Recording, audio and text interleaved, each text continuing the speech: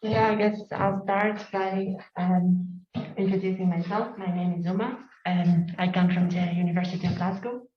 I'm a second year PhD student, and my work is mostly concerning type systems for concurrent systems. So I use Agda. I don't develop Agda myself, but I use it as a tool.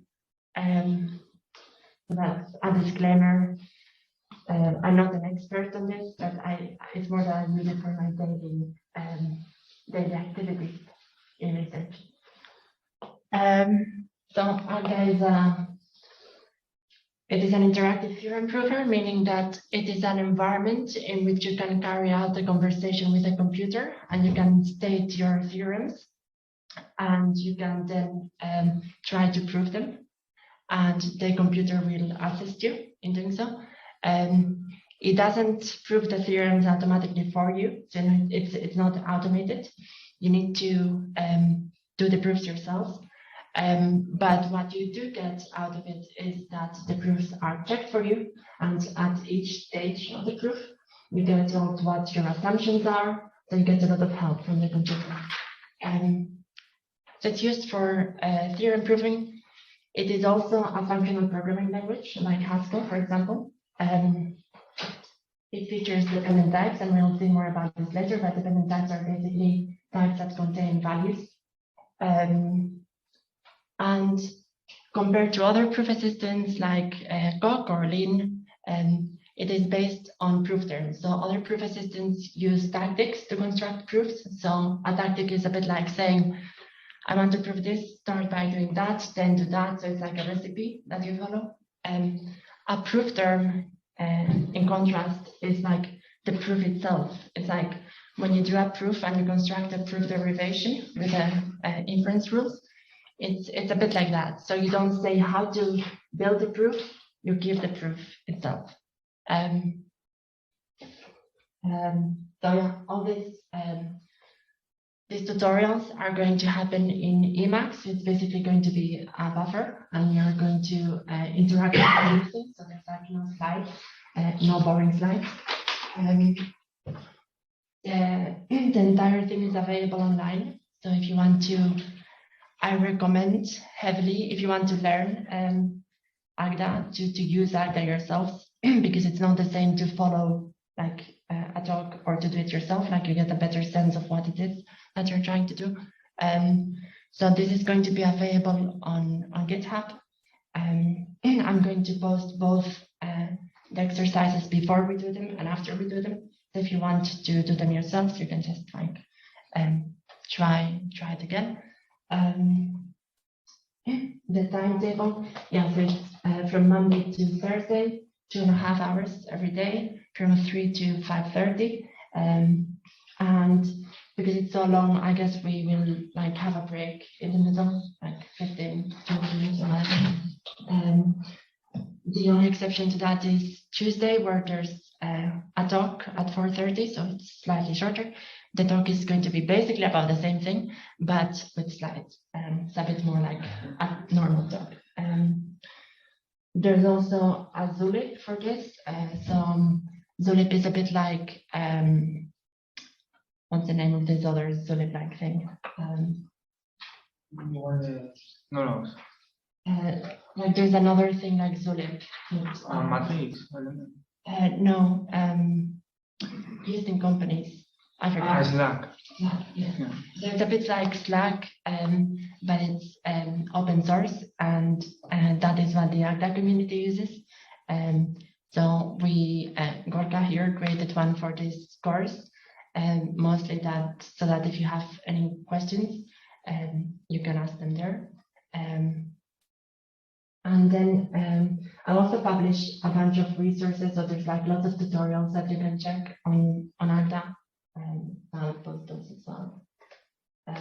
Also, yeah, if you have, of course, any questions or comments, interrupt at any time. So I don't know, anytime.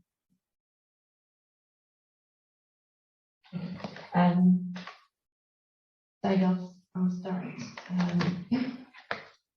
So because it's a programming language, we need to learn some basic syntax about the programming language. And so I'll start introducing things that are not programs, comments.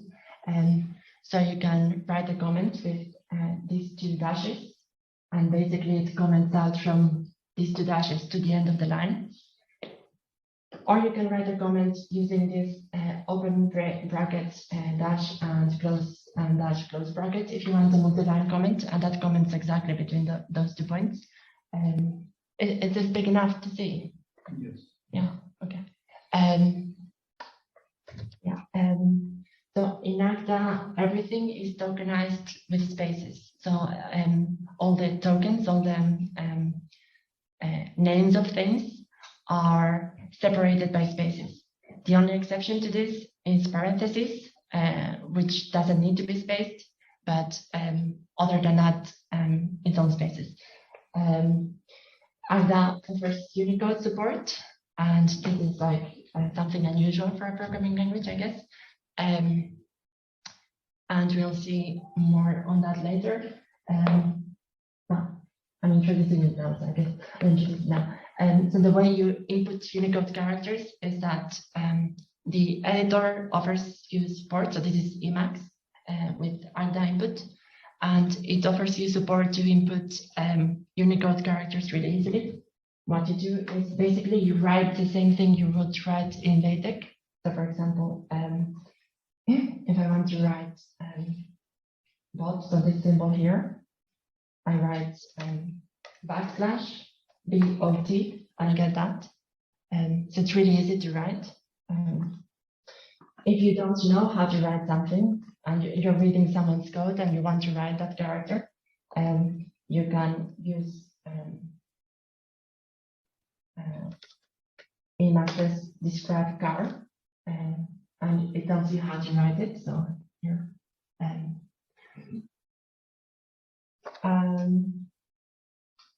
Okay, so are there any questions with that? I guess if not, we might as well start defining things. So this here is a definition of a type, and I'll go through it slowly, but basically this type is the empty set. So this type is a type that is impossible to construct. It's also known as bottom in logic, or falsehood, or the absurd type, the empty type, in category theory as the initial object. And yeah, it is a type that cannot be made possibly. And you might wonder why have that. It's very useful, and it offers you a way of characterizing logical inconsistencies. So the way you read it, this data keyword, this is a keyword in Agda. It says I'm about to define a data type, and we give it its name, which here we use Unicode support to write it. And then this column means this is the type of this term on the left-hand side. So this is, I'm defining bottom, and it is of type set. And for historical reasons, set in Agda means type. So we are saying bottom is a type. And so whenever you see set, think of type, basically. And then this is another keyword where, and here we are supposed to list all the ways there are of creating something of this type. So one constructor for per line, then all the ways there are all the ways we have of making something of this type. And in this case, as you see, there's no constructors, which means there's no way of making something of this type. That's why it's the empty type. It's like, this is the type, and there's no way of making it. Any questions with that? So here I introduce another type. This is known as top. So this is not a T, this is the top symbol. So you input it with backslash top. And it is known as a singleton set, top, truth, the trivial type, the unit type in Haskell, the terminal object in category theory. And it is a type that is trivial to make. It's always there, and it has no information inside of it. It's like useless, basically. And yeah, in this case, we don't use the data keyword to create it. We could have done that, but we use the record keyword. And this is a, I guess, a small difference you have in Agda. If you have a type that has only one constructor, only one way of making it, you can use record types instead of data types. And that offers you some advantages, which I won't go into now too much. But yeah, we define it as a record. And then here we give the constructor name for it. So here TT is the constructor for something of type top. So if I were to give a definition here, for example, and it's of type top, the definitions are, you always, in that top level definitions, always need types, always.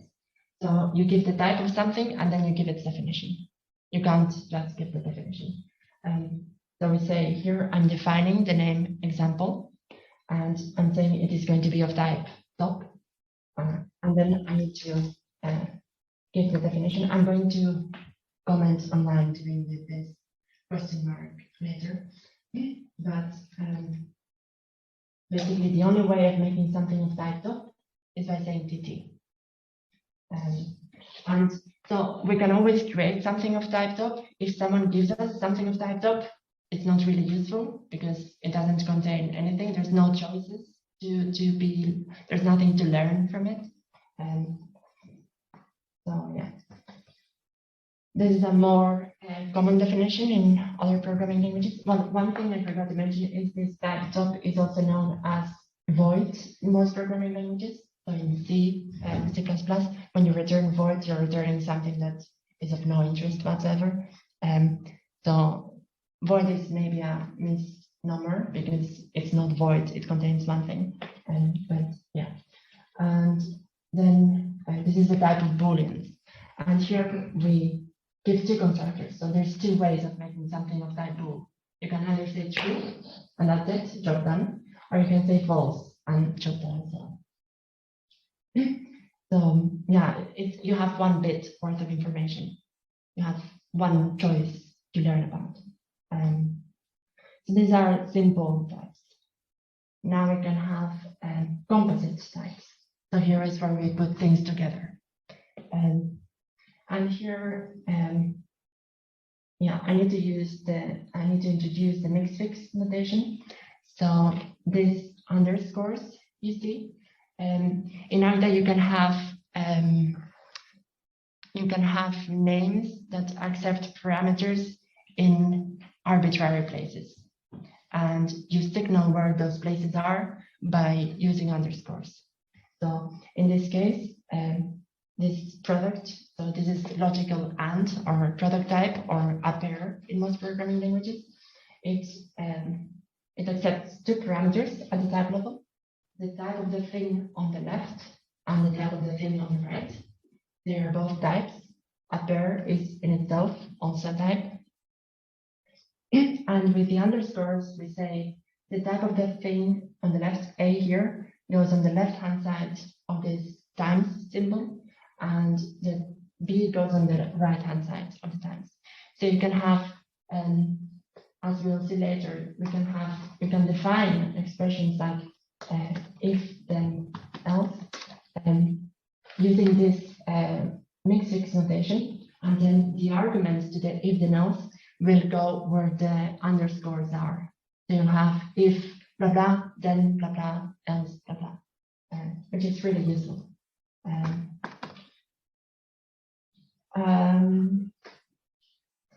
Yeah, so this product type. So something of type A times B models backing up both an A and a B. So it's putting two things together and putting both of them together. So A and B are type parameters. I already said that.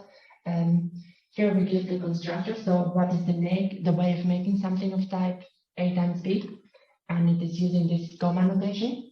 So you have two fields.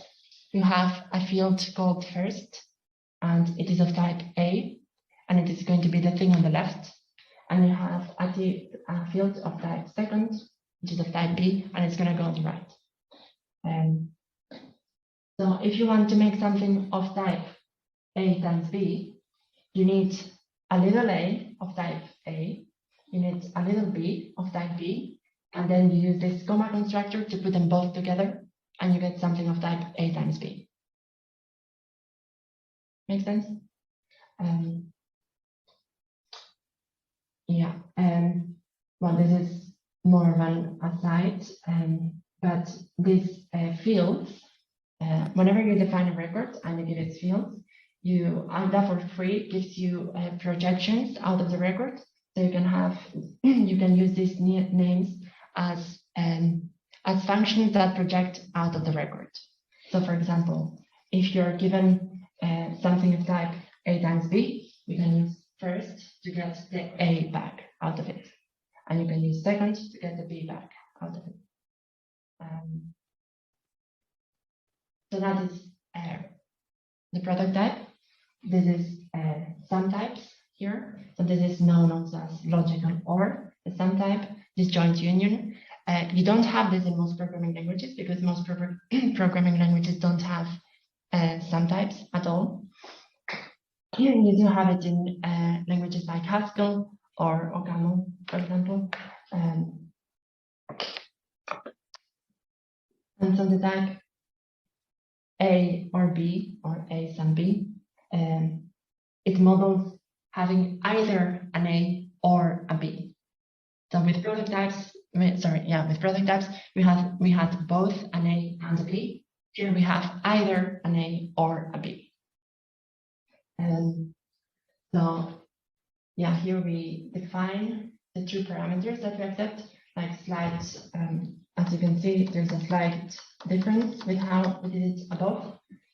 We can either do it like this, we can say A of type set, B of type set, or, and it's exactly equivalent, we can just say A and B of type set. So we can just, it's a shorthand version. So there are type sets, and the sum itself is a type of sum. And here we define two constructors. So for product types, we had only one constructor, and you had to give both the A and the B. Here we have two constructors. One in left lets you give the A, and that is an A or B. Or you can use in right, and you give the B, and that is an A or B. So you have a choice to make. So if you want to make something of type A or B, and you have an A, you can say in left of A, and you get it. If you have a B, you can say in right of B, and you get it. And if someone gives you something of type A or B, then you can inspect it and see whether they made it using in left and an A, or if they made it using in right and a B. So you need to destruct it and see how it was made. Any questions so far? Just anything. Yeah. Okay. So let's make this a bit more interactive. So this is our first proof. Let's see, what's the right? Yes. So here, so we said this is a programming language. Oh, sorry. What does the open mean in it? Good question, and I didn't want to explain it because I was going to explain later. But it means that so by default, and I'm going to explain more in modules later, but each record you define in Agda has automatically a module associated to it. The module is kind of like a namespace. So by default, if you want to access these two projections out of the record, you would have to first use a qualified name underscore times underscore dot first, underscore times underscore dot second. And when you open it like this, that means that you are exposing the things in that module, like you're spilling them out, basically. Yeah, I'm not sure that clarifies it. Basically, it means here that we're making first and second available where we are currently.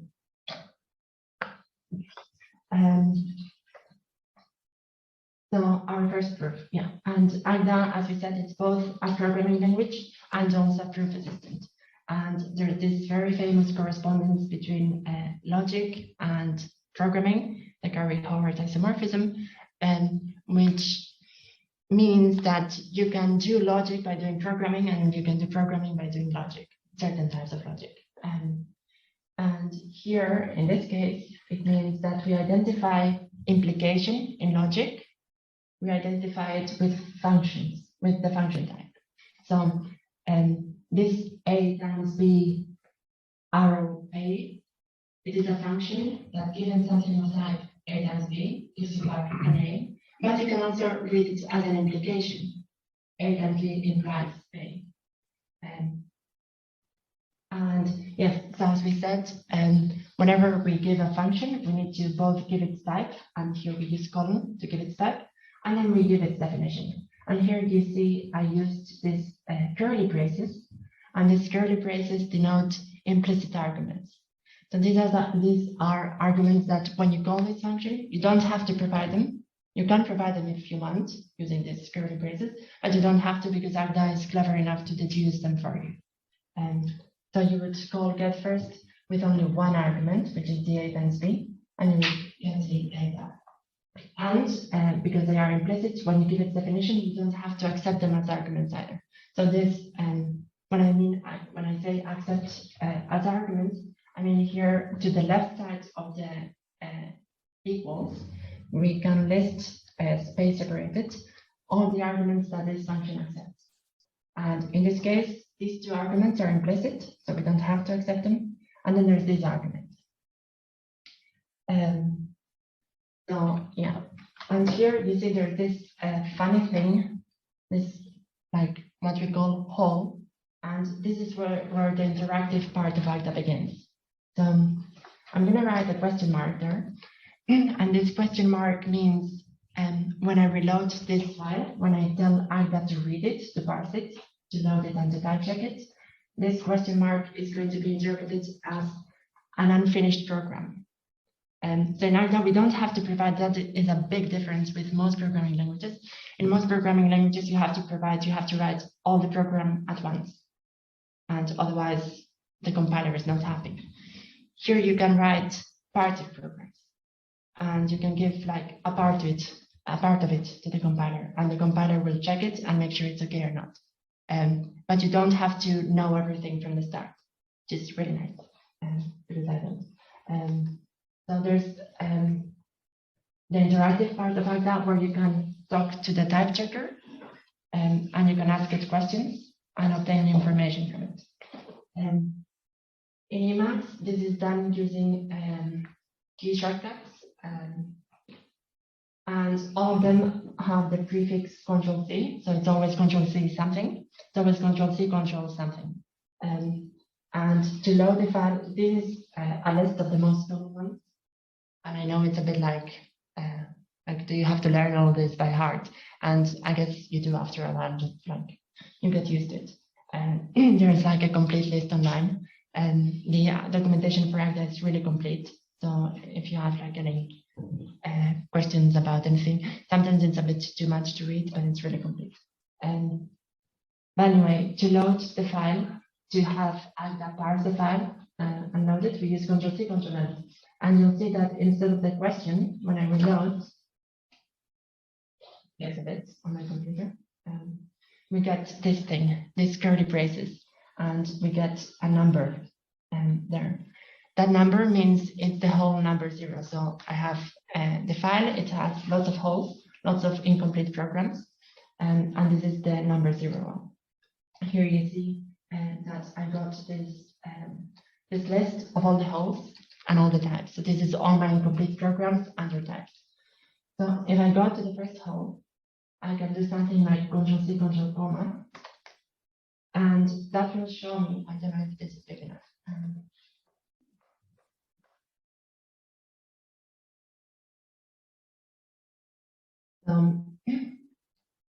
That will show me two things. It will show me the goal, so that is what is the type of program I have to write in this hole for it to be accepted by Agda. And it will show me the context. What do I have in scope? What assumptions do I make and do I have?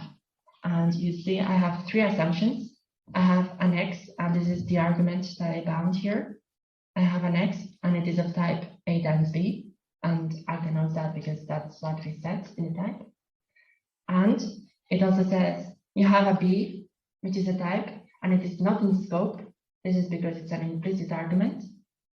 We could bring it into scope, but it's currently not in scope, which means we cannot refer to it. We can refer to the X. And you also have an A. So we have an incomplete program. We know what all the things we can use are, and we know what the thing we have to build is. And that's how you develop proofs in Agda. So you start not by giving the entire proof, because that would be madness. You start by first stating your theorems, and then you start incrementally developing them. And Agda helps you do that. And it's similar for other proof assistants like Coq and Lean. And the way you develop proofs is really different, but there's also this incremental conversation with the type checker. So yeah, I guess let's write this proof or this very short function. So we are given something of type A times B. Now we know that A times B is a record type, and record types have only one constructor. So there's only one way of making something of type A times B, which is using the comma thing. So that means that we can pattern match against it. And pattern match here means inspect all the possible ways of getting something of this type. List all the possible ways of creating something of type A times B. And for each of those ways, we are going to write a program. And in the case of A times B, there's only one way of making something of type A times B. And so we pattern match against it by writing the thing we want to pattern match against, X in this case. And then we press Ctrl+C, Ctrl+C. And magic happens, and Agda gives it very bad name, but whatever. And I'm gonna rename them. You see Agda splits automatically, and it produces this eliminator, or this pattern matching automatically for you. And you get two things. Now if we go into the context, we see we don't have one thing anymore. Now we have an X and a Y. The X is of type A and the Y is of type B. And so what do we do now? We have an X of type A, and we need to provide something of type A. Just say X, yes. And we can say that by writing X, and then we do Ctrl+C, Ctrl+Space, and that means here is the thing that goes in this hole, and Agda will check it makes sense, and if so, it will write it. If not, it will complain. So we do Ctrl+C, Ctrl+Space, and you see the hole has been substituted by this X. And this is how we develop programs in Agda. So yeah, another thing here, like this is a very similar proof where instead of projecting the A back out of the product type, we project the B. And you'll see there's some difference here. Instead of saying implicitly giving the types of the implicit arguments A and explicitly giving the types of the implicit arguments A and B, and we just say for all A and B, and we omit their types. And that is okay, because Agda can deduce what their types have to be, because they are used here. And if you go to the definition of product type of the times, you'll see that the parameters were of type set and of type set. So you don't have to provide them. You can just say for all A and B. But this starts to look more and more like something you would just write in normal maths.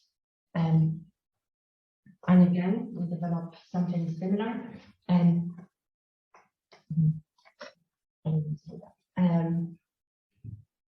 So we'll start by pattern matching, breaking up this X. We get very bad names. And yeah, now we have an X and a Y, and we need to return a Y. sorry, we have an A and a B, and we need to return a B. We could just write Y, and that would be okay. We can also use, for example, Agda has support for some automation, some proof search. It's very trivial proof search, so it only works like in very simple cases. But this is one of those very simple cases. And it means Agda tried to do this automatically for me. It's Control-C, Control-A, and you'll see it returns the Y for you. Because it's, in this case, it's really simple. Any questions so far? Okay. So before I go on, just another shortcut. So in math, as you are probably familiar with, there's lots of notational conventions, and in Agda we use them too because it makes everything easier to read. And you introduce this with this variable keyword. Don't worry about the level of things so much, but we say by default, unless I say otherwise, these uppercase A, B, and C are going to be types. So whenever I write an uppercase A, B, and C, and I don't say otherwise, you can assume that those are going to be types. So I don't have to keep introducing them over and over again. So this is one example where, like before, we had to do this for all A and B. Here we don't have to do it anymore. And so, yeah, let's construct some more simple proofs. This is just to get familiar with like the whole pattern matching thing. This is called carrying, where we get a function that accepts two arguments and returns a third. And returns it accepts two arguments A and B and returns a C. And this, I guess, yeah, it's good to remark it. So this is in itself this function here. It is something that accepts an A and returns a function that accepts a B and returns a C. So this is the same as writing that. So this is a function that accepts an A and returns a function that accepts a B and returns a C. And so if any of you write in Haskell, you might be familiar with like this way of going about this. So by default, arrow types or function types are associated to the right. So you can, if you don't have any parentheses, like here, you can just like start putting all the parentheses to the right. So it takes a function that accepts an A and a B and returns a C, and we need to return a function that accepts only one argument, but it's a product type that backs up both the A and the B and returns a C.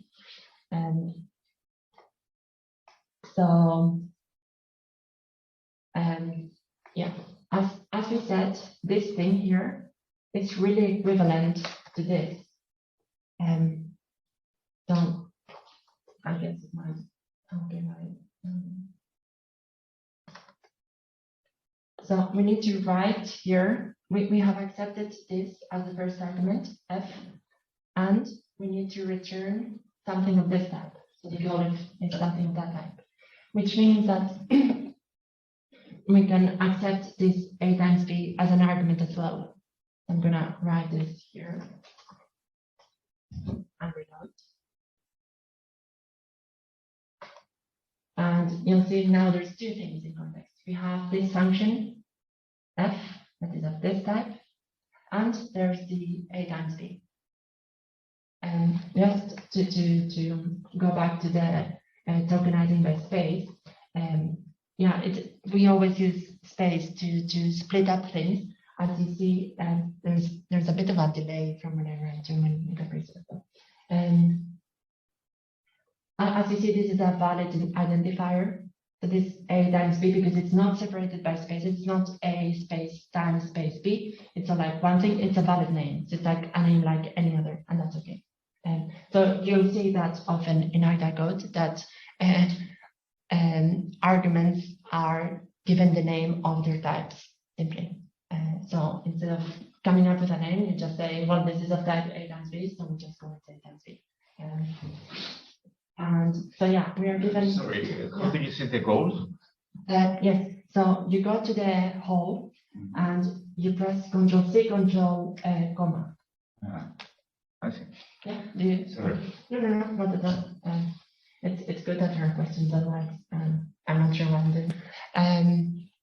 So yes, so we're given this function from A to B to C, and this product type A times B. And so like we did before, we can pattern match against this product type. And we will get the two things back out of it. So I'm going to call them A and B. And so now we need to return a C, and we have an F that goes from A's to B's to C's, and we have an A and we have a B. So we have everything we need. So I'm going to introduce another shortcut, which is instead of Control C, Control comma, you can do Control C, Control dots. And you'll basically get the same thing, but you get one more thing, which is what is the type of the thing that I wrote in this hole. In this case, it gives us the type of F. So type of F is, as we said, A to B to C. Once I provided the first argument, A, it's going to be B to C. And once I provided the second, it's going to be of type C. And then I can just give it.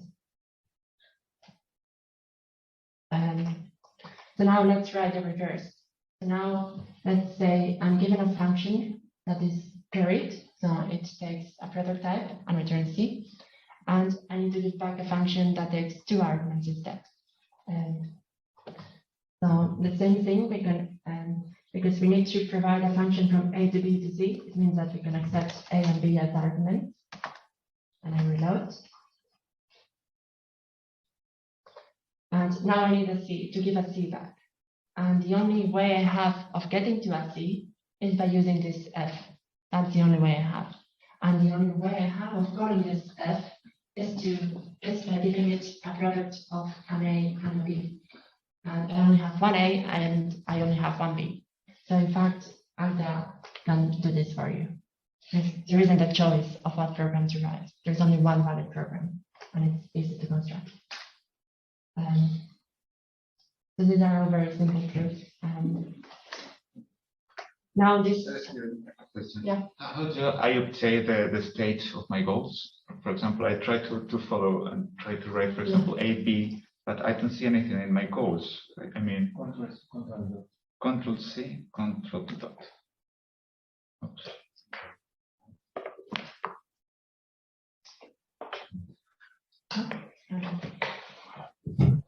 Write this F, A, B, and then what? For example, I have here the goal. Oh, yeah, you need to reload. So whenever you write, whenever you modify the buffer, you need to do Control C, Control L. Constantly. Yes. Sorry, you could try to have Agda do it constantly, but sometimes it's very computationally expensive, and your processor goes like, hey, so you don't want to be doing that unless you have to.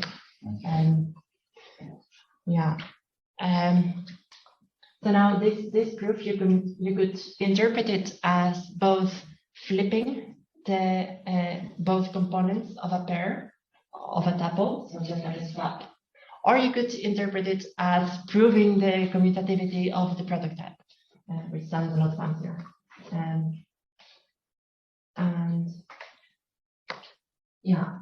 So we'll start again by pattern matching. Against the product, and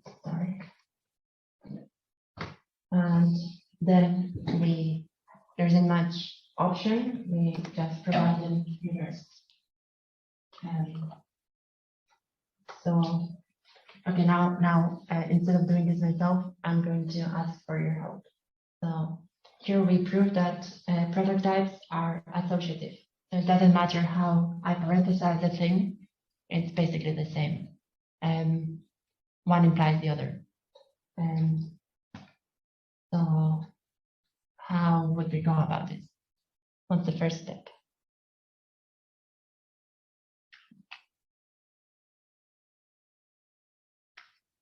So we have a function that takes one argument and returns another thing.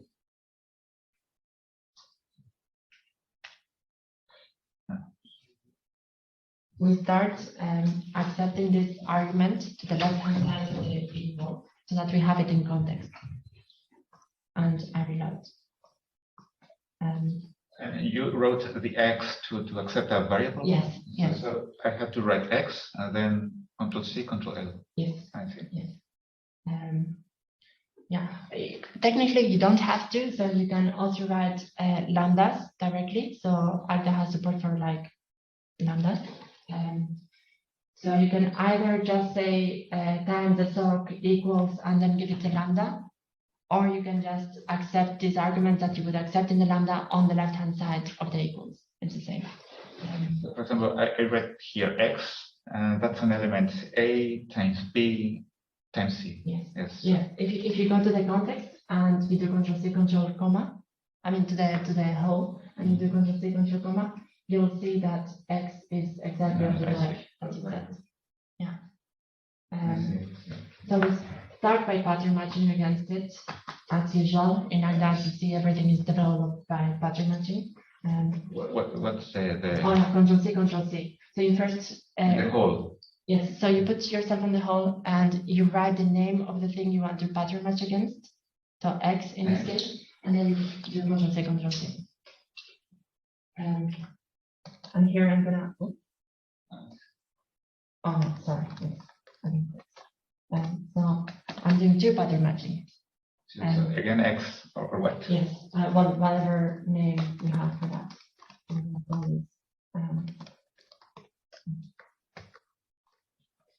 This is a nested pattern matching. So I pattern matched to get once, and I got something of type A times B and a C, and then I pattern matched against the thing on the left again, and I got an A and a B.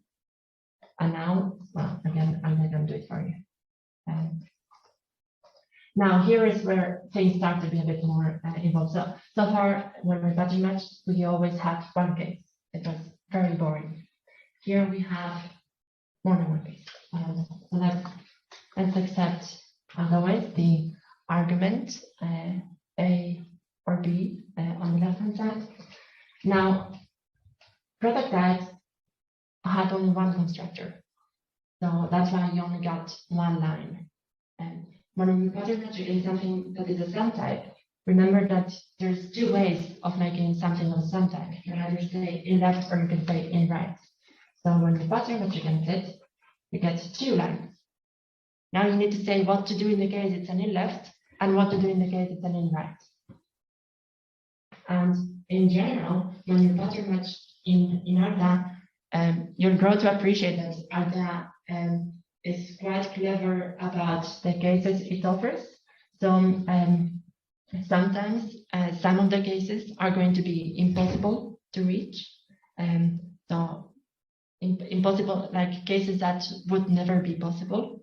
And Agda won't present you with those cases. And so yeah, we need to tell it what to do in the case it's an in left and what to do in the case it's an in right. So if it's an in left, it means that we have an X which is of type A because it's the thing on the left, and we need to return a B or A. So it means that we need to now return an in right because it's now on the right, and the opposite. David was on the right initially, now it's going to be on the left. And here, like it's playing the same game. We prove that sum types are associative. So pattern match against the X. If it's an in left, it means that it is of type, the X is of type A or B. So we can pattern match again, and we get more cases. And now if it's a left of a left, it means X is an A. And so it needs to go now to the left but once. If it's first a left and then a right, it means X is a B. And so now it needs to go to the right first and then to the left. And if it's to the right, it means X is a C. It needs to go to the right and to the right again. Sorry, you're pressing Control-C, Control-Space? So here, Control-C, Control-Space is for when you have something and you want to give it to Agda to check and to give. Here, the magic thing is Control-C, Control-A for auto. So yeah, that's you tell Agda, try to do it yourself. And if is it possible that it can't? Yes, sometimes it won't succeed, and it will tell you I timed out. And you can do several things. You can give it a bigger timeout, but that doesn't help usually. If it doesn't work, it means you'll have to do it yourself, basically. Yeah. So yeah, this one is interesting. This we have absurd, which is something that takes an argument of type bottom, and remember this is the impossible case. This is the type that cannot be made, and it returns an A. So this is like magic. It returns any A, whatever you want, and we can define this in Agda because there's no way that anyone will give you something of type bottom in the first place. So when we pattern match against the A, which is of type bottom, you will see we don't get a right-hand side. We don't get equals and something because there's no cases for that. And instead we get this notation parenthesis, which means yeah, that case is impossible. So we have successfully constructed a function from bottom to A for any A, just because there's no cases. We have given all the cases, like for every constructor of the type of the argument, we have given a definition, and because there's no constructors, we have to give no definitions. So yeah, this brings me to the next bit, which is in constructive mathematics, all proofs are constructions, which means if all your proofs, if you want to prove something, you need to construct something of that type. So how do you prove that something is impossible to prove? How do you prove the refutation of something? It is you do so by saying that it implies falsehood. So your way of saying A is impossible is saying, well, if you give me an A, I'll give you back bottom. And we know that bottom is impossible. So this is why it's really interesting to have bottom in your theory, because it allows you to speak about impossible things. And here again, we use this mixed fix notation, this underscore. So this negation A, so you write this like this, and the backslash neg negation. And yeah, so here we say the negation of A is the function type from A to bottom.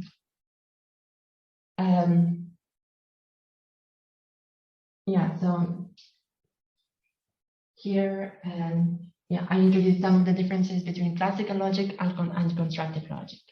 So one of the big differences is that in classical logic, you have this thing that is called double negation elimination, which means that from a negation of A, if P is a proposition, any proposition, the negation of P implies P.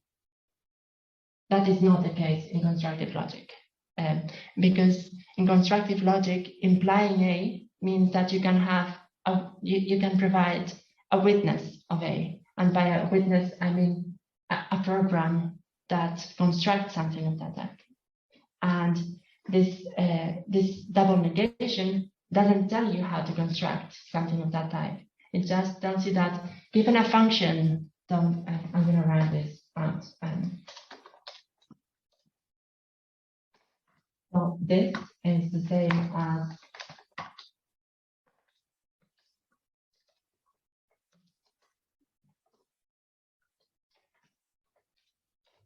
this.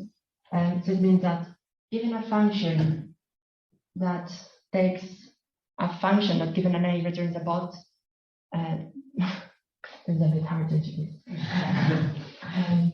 But yeah, basically, this thing on the left doesn't tell you how to construct an A. It tells you that not constructing an A is impossible, or rather constructing the refutation of A is impossible, but it doesn't give you a way of constructing an A.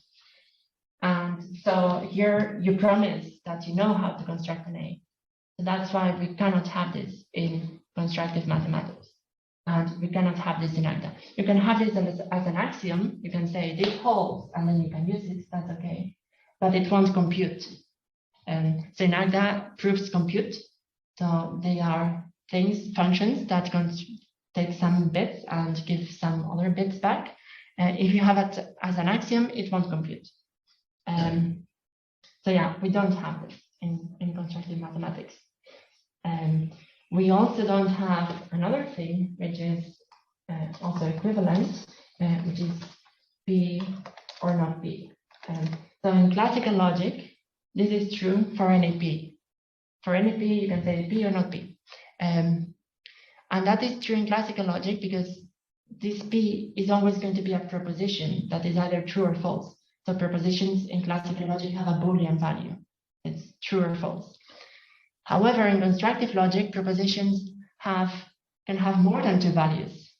True, false, or like they can be, propositions are arbitrary types, and these types can have many constructors, not just true and false. So this doesn't hold in constructive mathematics either. It holds sometimes. So in constructive mathematics, something like this means that P is decidable. And decidability means that given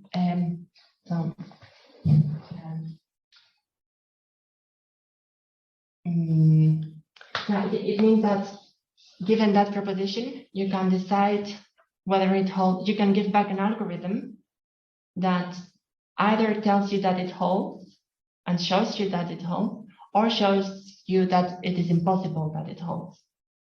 But it means some kind of algorithm, some kind of decision procedure that will say yes or no. And that is in constructive mathematics. In classical mathematics, this is just true for any proposition, but it doesn't mean you have a way, you have an algorithm of knowing which one of these two it is. And that's a big difference. In constructive mathematics, when you say this, it means that you have a way of knowing that it is either P or it is not P. It is a function that you can say that this hold, and it will give you yes or no. Small derivative. However, you have the opposite direction. Given an A, you can show that the refutation of an A is impossible. So let's write it. So we accept A as an argument, right? And then the negation of A, well, I guess here I should also introduce this more difficult shortcut key binding, which is control U, control C, control comma. Yeah, it means what's the word for it? Normalize all the things in the goal as much as you can. So before, you see, we had this as a goal. Now, if I do U, C, comma, I have this, which means like that derivation, that definition for negation has been unrolled. So it has been instead of the thing on the left-hand side of the definition, you get the thing on the right-hand side of the definition. So that's this little program has been executed for you. Yeah. So now we are supposed to take this as an argument and give bottom back. So we take this extra argument, F, and I reload. And now I have an A, and I have a function from A to bottom, and I need bottom. So there's only one possible program, which is function application. And you also have, so remember I said you don't have double negation elimination, so you don't have from negation of A, you get A, but you have once you can eliminate an odd number of negations. So you can go from negation of A to negation of A, and that is constructive because you don't have to construct an A. you have to construct its reputation, and that is possible. So let's try this.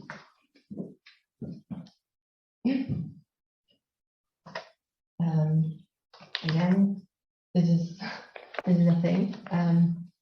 So I have to accept two arguments. This is one, and this is the second. I'm going to call it F and A.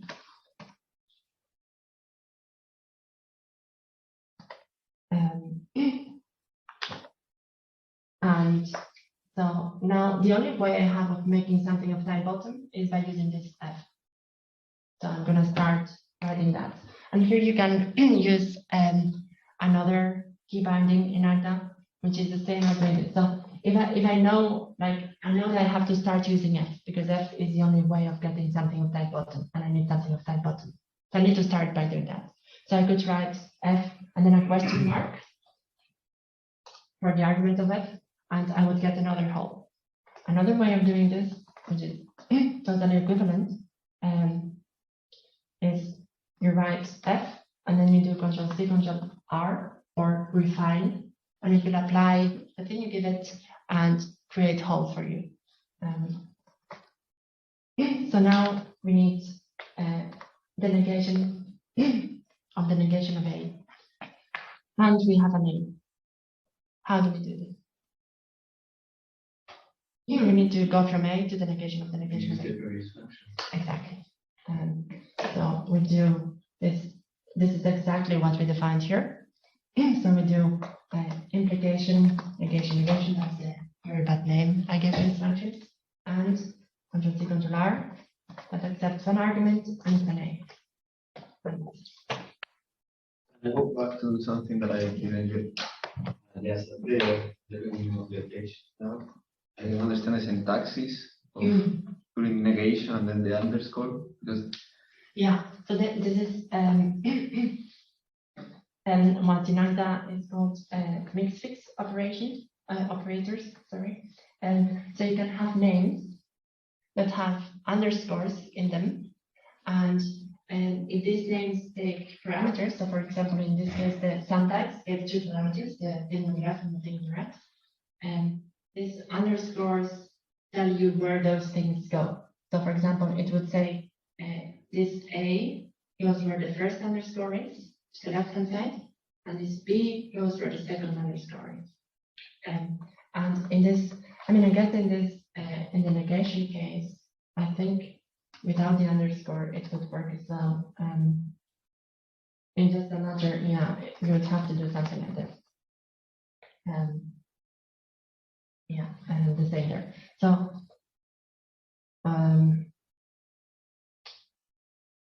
yeah, in this case, I guess it's a matter of how you associate these things. So, for example, using the underscore here means that, actually, I don't know how it relates to that. I don't know. Like, I think it's, you can do that saying infix are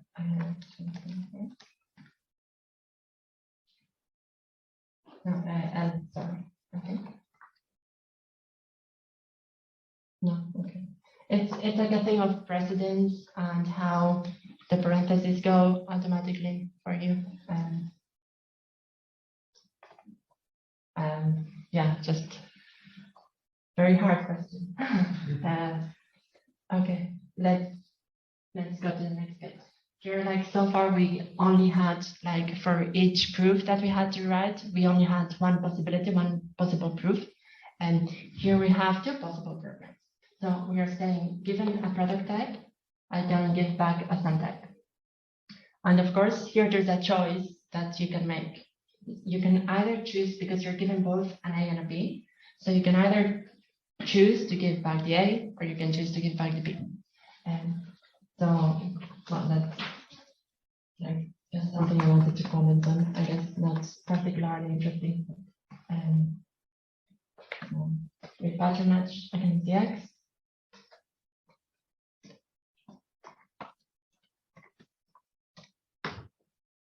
And here we can say index A, and that's okay. And here instead, we can say inwrite B, and that's also okay. Two programs you can write.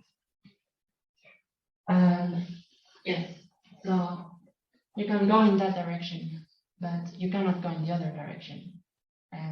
You cannot go from having either a B or an A or a B, to having both an A and a B. And let's say we want to show that. We can show that with this little theorem. And here, I guess I have to explain why this is in there. So we show that by, so this is what we want to show that is impossible. So we use this negation on the left-hand side. But now, it is not always the case that is impossible. Sometimes it is possible. For example, if A and B are Booleans, so both A and B are of type, that they are types bool, it means that we would go from a bool or a bool to a bool and a bool, and you can easily construct a bool, or say that's the type top, the type that is trivially, you can trivially make it. We would go from top or top to top and top, and we can always make top and top because that's like trivially, like we can trivially construct it. So it is not true that it is false for all types A and B. It is true for some of them, but it is not true for all of them. If that makes sense. So what I mean by that is that if I were to move this to the left-hand side there, so or not have it like this is not something that we can prove because it's not true. But if I have it in there, that is something that we can prove. So let's try that. So I'm given a function. So because this is the type of this, this is the type of this. So I'm given a function and I need to return bottom. So I accept the function on the left-hand side of the equal, and I need to construct bottom. So there's only one thing I can do, and it somehow involves using this function. Now, here you need to be a bit clever when you construct this proof. So you have to use this function because otherwise that's the only thing we have available. So it has to involve it in some way. But see, this function returns a product type. And a product type is definitely not bottom. But maybe we can construct a product type that has bottom as one of its elements. So let's try that. So we are going to go F in some way, and we need to choose carefully an A and a B so that we can get bottom out of it. So, for example, if I were to say here, I guess I might introduce how to explicitly pass implicit arguments. So far, we said implicit arguments, you don't have to provide them, but you can provide them if you want. And the notation for that is using this the curly braces again here, and we say A is going to be, let's say, top, and B is going to be bottom. And then the type is this. And yeah, so we would have to pass it something of type top or bottom, and we would get out something of type top and bottom. Now we can easily pass it something of type top or bottom by just giving it top. So in left tt. And now we have something of type top and bottom. And so from here we can project out the bottom. If that makes sense. And so we go to the beginning here and we use this second and just second thing and projection. And this is the type bottom.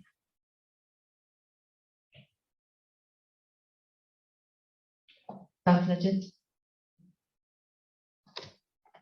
So here we had to make a decision. We had to think a bit about, I mean, it's still not like super involved. But we had to think a bit about what types A and B to choose, because it would not work with all types. So we had to, yeah, think of it. Okay. Any questions so far?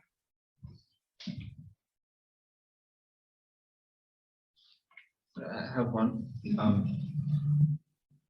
There are some things that Agda already understands, right? For all, or the implication, Yeah. those are built in. Yes. Yeah. Okay. And the implication you put like /2. Yeah, I forgot to introduce that.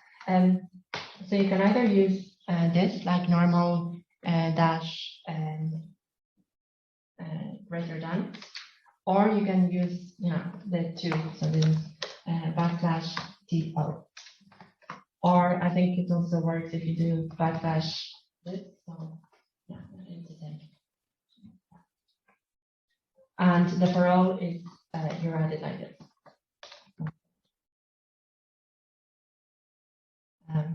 And DL, that. Oh yeah, don't worry too much about levels. I didn't want to comment on them, but it's like this. So if you are in a position where you have to use you want to find out how you write a character, like let's say you want a specific Unicode character and you don't know how to write it in Agda, what you would do is, at least what I do, is you search on the internet, you copy it, you paste it in Emacs, and then you do describe car, and it tells you how to write it. That's what I do. Okay. So far we saw basic types, well, composite types, but still not inductive types. Now we enter the realm of inductive types. And so here I define natural numbers. I define unary natural numbers.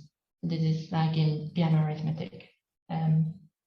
So basically the way of defining this a bit is like in prison, where you do like every day that passes, you make it's the same. So we count numbers by having like 6, and how many ticks you have is the number you have. So we say this symbol is something like this. And we say it's a type, and it has two constructors. The constructor 0 is something of type natural number, so that's like the base type. And then you have the inductive type, which it takes as an argument an already existing natural number and gives you back a natural number. Yeah. So for example, the number 3 would be stack 0. Now, if you have to actually write numbers, doing that is a bit clunky. So you can use pragmas, and this is like direct ways of talking to Agda. So this is like instructions to the compiler. And in this case, we say that we want to use this nat type that we just defined as the type of natural numbers, and it allows you to write 3 instead of stack 0. But if you inspect this, you'll see that it's actually the same thing. So it's desugars to stack 0. It's just like an easier way of writing it. So again, I introduce a convention, and N and L are going to be natural numbers. And yeah, here we start defining operations on these natural numbers. And first, a brief comment on this, which is when you define operators or functions, sometimes you want some operators or functions to be more tightly binding than others. So for example, with multiplication and addition, multiplication is more tighter binding than addition. The way of defining that is by giving its fixity, and that is like the precedence level. So by default, everything has level 20. That's like how much it associates. the more of a level it is, like 40, that means it's tight span, and it's span stack. And the less of a level, it tight looser. So another thing is like you introduce the fixity, and this is like you say infix, and then you give it the number, and then you give it like the operations that have that fixity, and whatever. You give it a list of operations. But you can also use the infix L and infix R to say whether it associates to the left or to the right. So for example, infix L means that when I write x plus y plus z, it's going to be the same as x plus y plus z, parenthesized that way. So the parentheses accumulate to the left. Okay. Okay, so now let's define addition. So addition is a function, it takes two natural numbers and gives a third back. So we define it, surprise, surprise, by pattern matching again. In this case, I choose the pattern match against x, the first argument. And there's two cases for x. It is either 0. We have one case for each constructor. It is either 0 or it is successor of something. Okay? So this is like this. I'm just putting the parentheses just in case. So if we have 0 plus y, what do we get back? Yes. And here comes the recursive. Here the recursive definition comes in. So let's say we have successor of x plus y. What we can do is to first do x plus y, and that will do some computation, and then we can put back. So we take this successor of the x, like we untag it, we call x plus y, and then we put it back on it. And this is a successful recursive definition.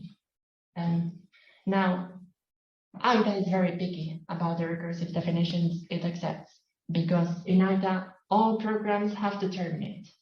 So in most programming languages, you have things like while true, and you can loop forever. In Agda, you can't. And moreover, you need to show Agda that your programs will terminate.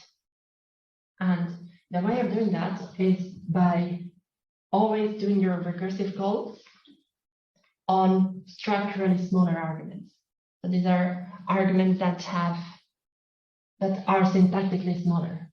And that is how Agda can check that eventually, if you keep stripping down things, so in this case, successor x gets called as x in the recursive call. So if you keep taking these successors away, eventually you're going to reach the base case. So you know it terminates. When you reach the base case 0, you just get the y. Now, if you were not to do this, and for example, say do the recursive call on successor of x instead of x, and reload. Okay, I get multiple errors, but amongst other things, I get this warning.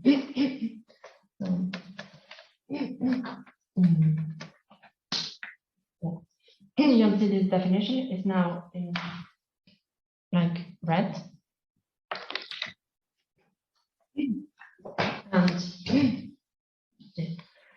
Agda complains saying termination checking, so that is like checking whether a program terminates, has failed for the following functions. So Agda will not be happy with this.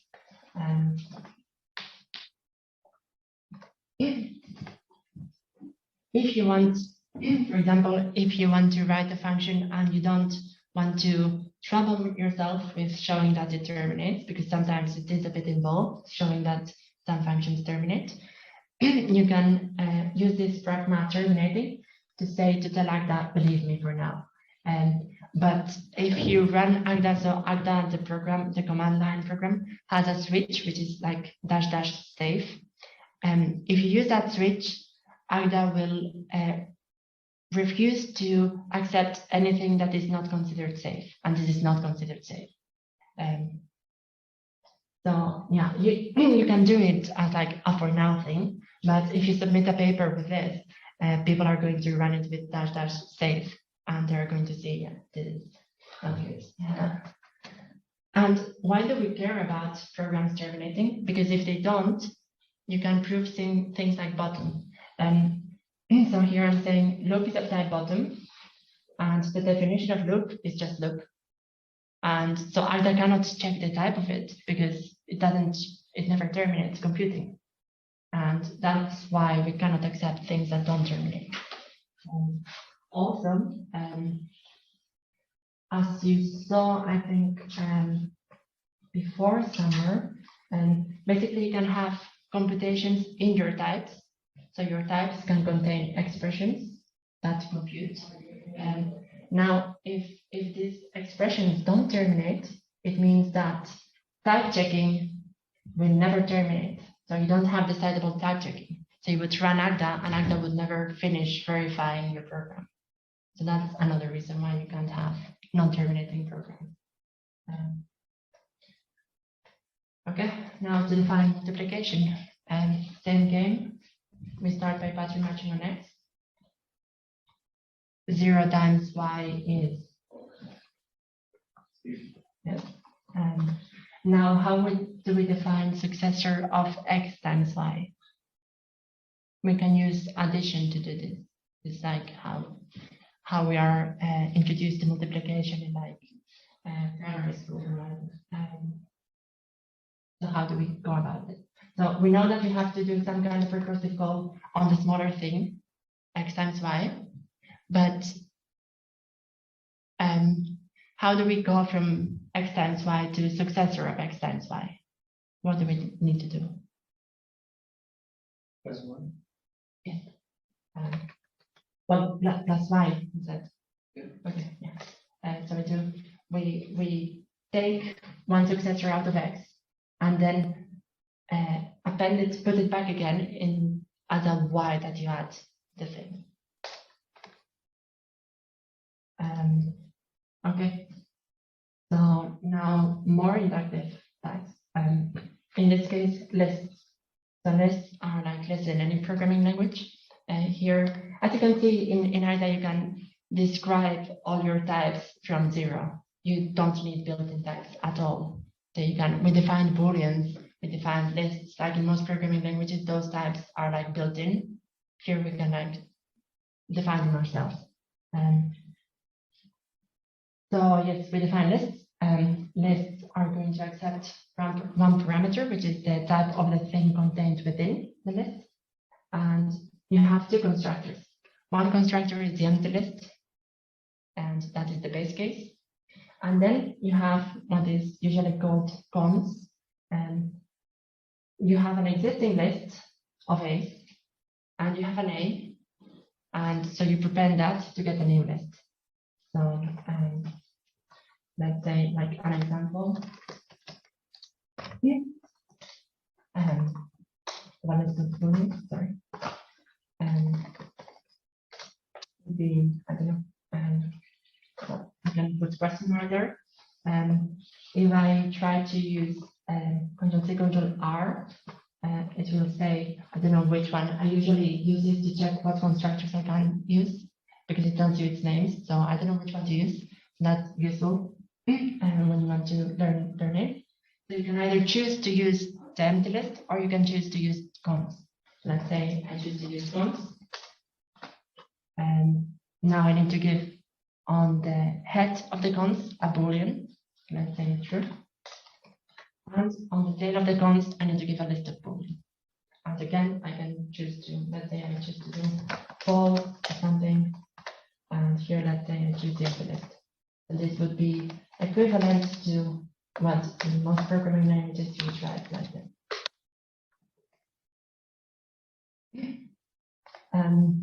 This parenthesis is not necessary because we said here in the fixity that cons associates to the right, so we can in fact leave it out. Oh, I didn't want to give the definition. We didn't see this. So this is a list concatenation. So we are given two lists and we paste them together. And again, same game. It starts to get boring, I guess. We start inspecting one of the arguments, pattern matching against it. If you are doing an empty list, concatenated with some y's, we just return the y. If we have a list that is not empty, we do the recursive thing, and then we prepend the thing on the beginning of the list. So this is exactly how addition looks, but with lists. So if you see, the only difference between natural numbers and lists is that, so the structure is the same. The only difference is that natural numbers don't take this extra a. So you can show that, and you can show it in Agda, that natural numbers are isomorphic to a list of tops. So a list of unit types, or like unit types that contain information, those two things are isomorphic. I might add it. And yeah, so now let's define map. So this is because lists are a functor, it means that given a list of A's and a function from A's to B's, you can apply this function to each of the elements of the list to get a list of B's. So we accept the function and we accept the list. What do we do?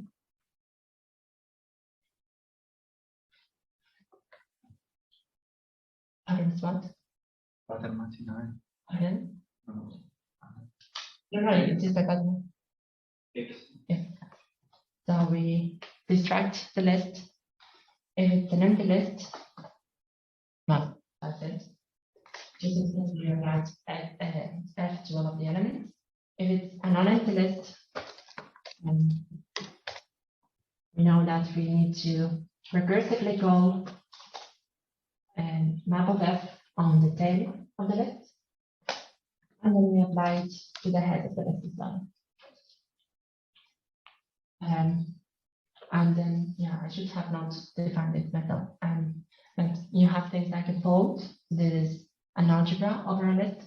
So if you have a list, if you have a list of A's, and you know how to deal with the base case, so we want to build a B, and we have a list of A's. And we know how to deal with the base case, so this is where the list is empty.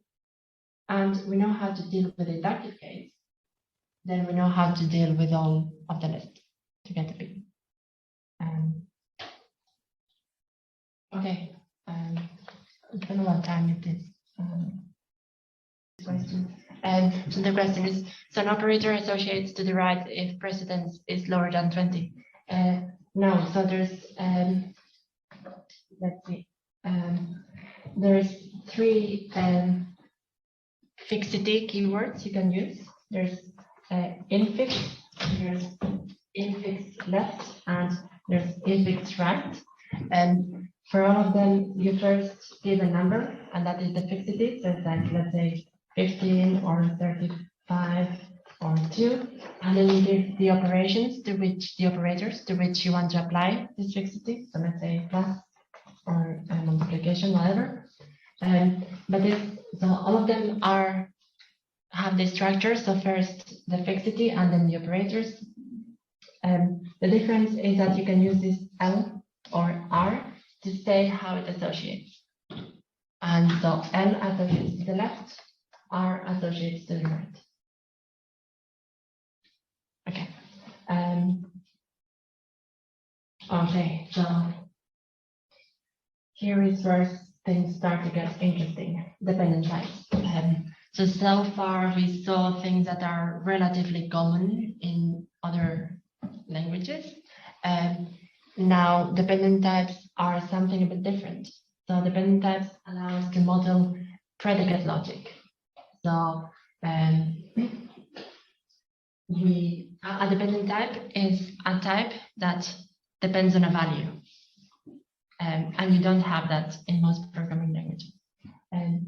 So we define a predicate on A, so A here is a type, we define a predicate on A as a function that takes A and gives back types.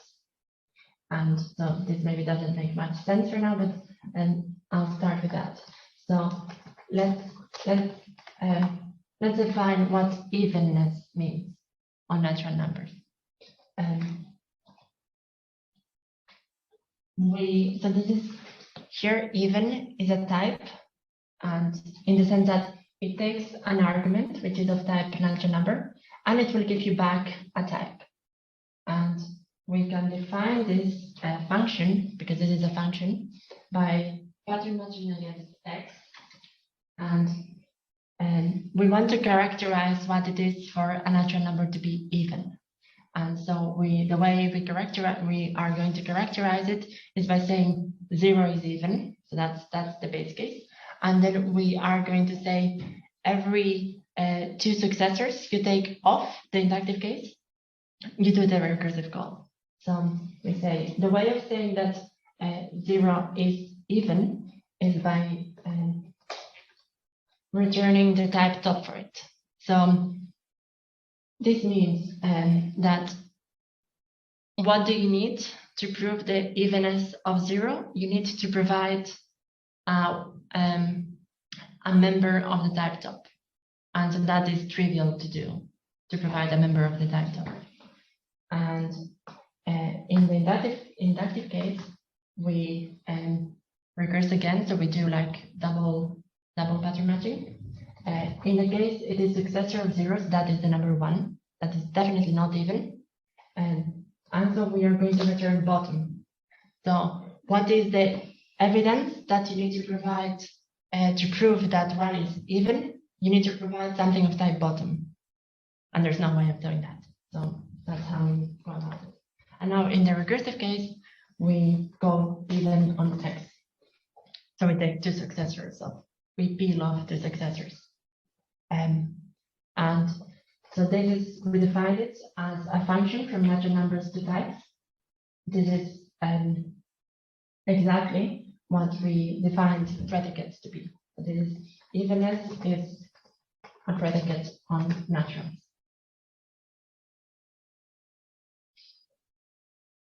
And now, why is this useful?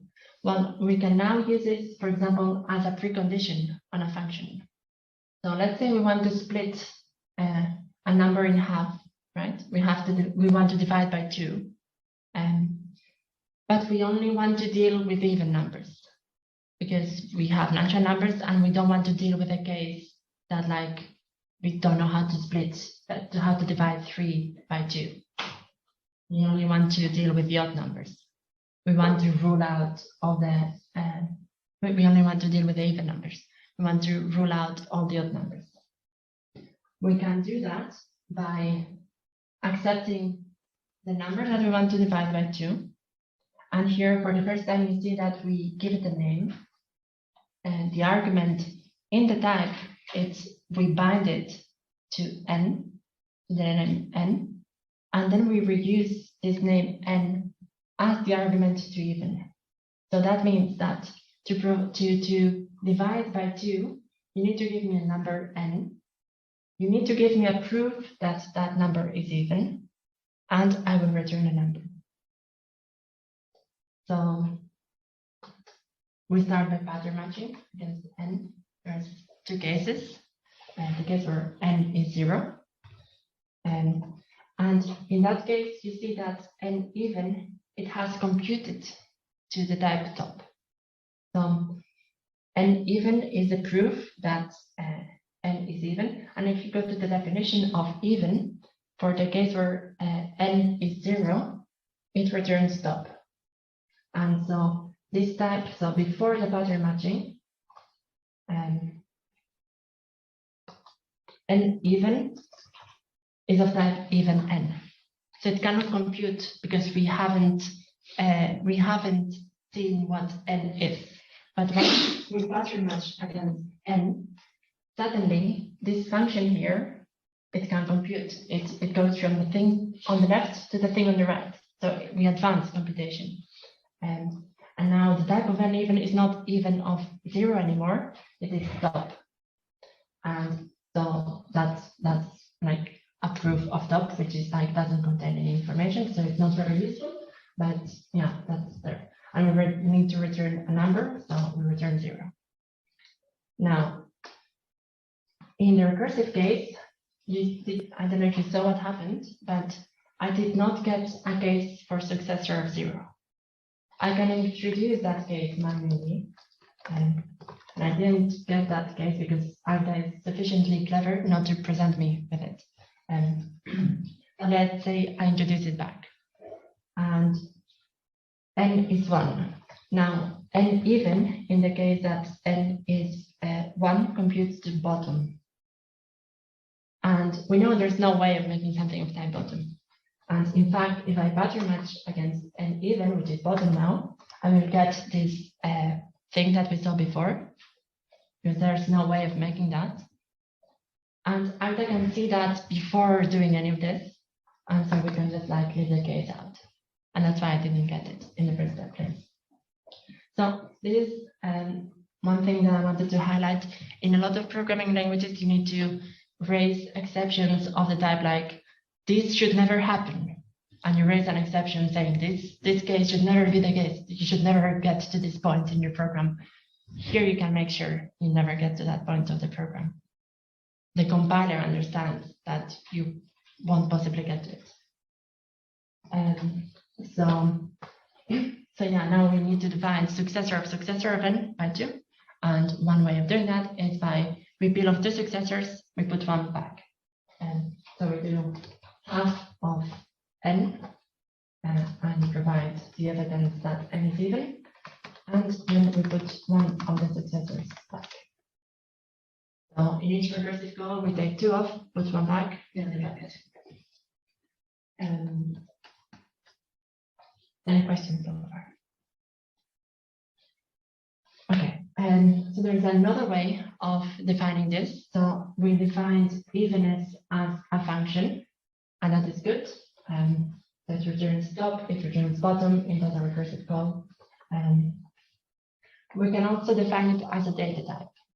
And this is where indexed data types come in. So this is one of the big terms in dependent types.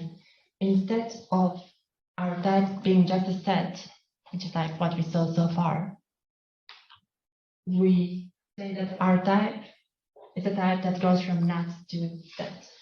And this natural number, we call it the index of that type. So this is also known as a family of types. So for each natural number, there is a family of types for that natural number. In this case, the family of types is at most 1 for each natural number, but yeah, it is known as a family of types. And so we give it the 2 constructors. For the 0 constructor, we say 0 constructs an even data for the 0 natural number. And 2 plus something, if you give me evidence that n is even, I will give you back evidence that successor of n is even. So this is exactly the same as defining it as a function. But if you see, we left one of the cases out. We left the negative case out. We don't have that anymore. We only have the 2 positive cases, the base case, 0, and the inductive case. And so what's the difference in using this? Let's redefine the same function, but now using even data instead of even. We start by matching against n, the same as we did before. And now it's like before, n even automatically computed to top. Now it does not, because now it's a data type. So before it was a function, and one of its first argument was already deconstructed, so it could be applied. But now it is a data type, and it does not compute. We can inspect it. We can do n even and pattern match against it, and you will get 0. So this 0 is this 0 here. I guess I should comment on this. So you can, in Agda, you can use, you can reuse the names of constructors, and that's okay in different types because Agda can distinguish their types. And so we can use 0 for both the natural number and for the even data constructor. And so, yeah, we need to return a natural, so we return 0. Now, in the inductive case, let's say we split again. And again, Agda says it is not possible to get successor of 0. Again, if we were to introduce it ourselves and were to pattern match against an even, we would get this. So that's not happened. And now one difference is that before, when even was defined as a function, even of successor of n automatically computed to even of n. The two successors were taken off for us automatically because it was defined as a function.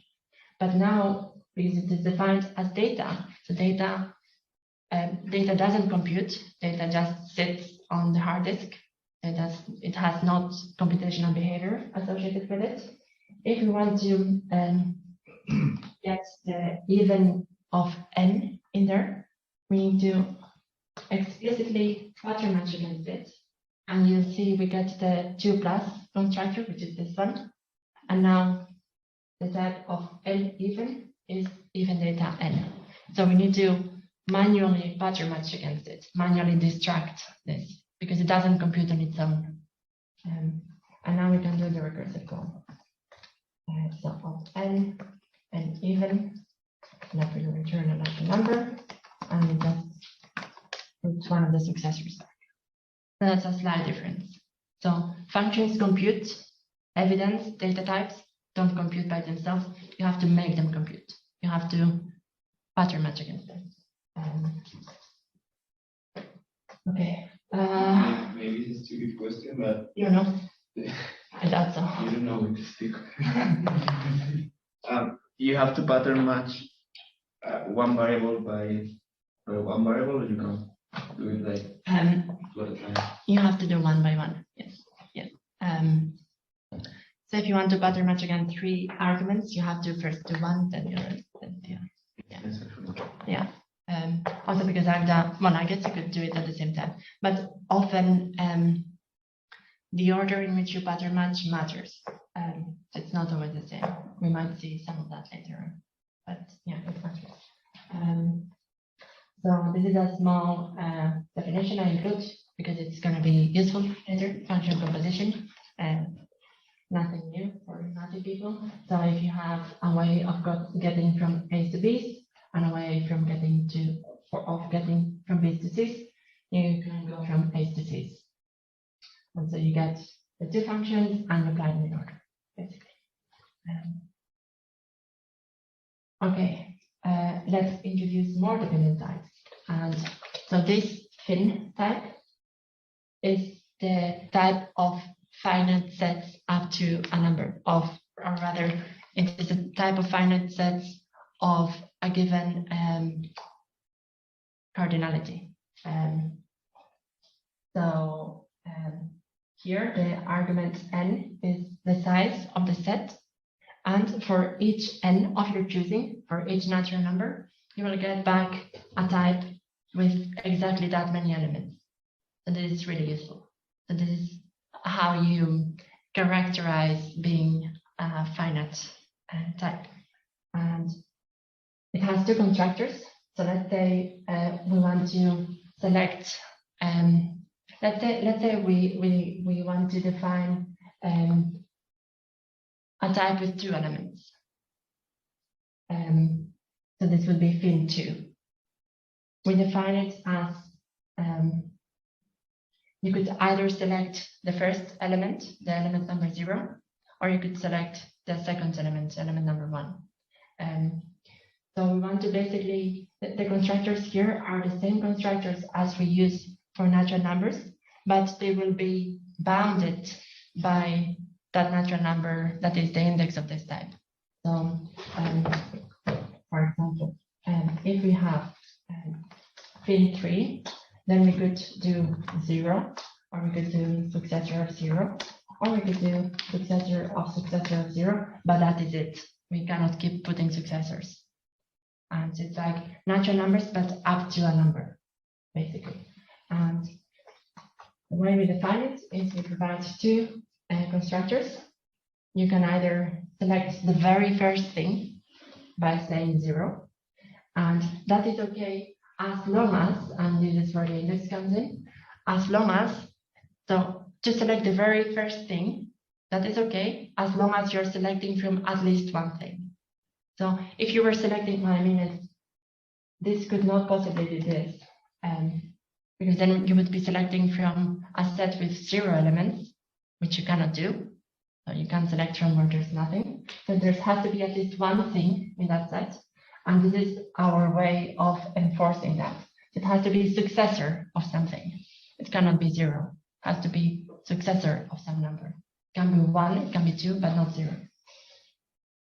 And then there's an inductive case, where let's say you select the next thing.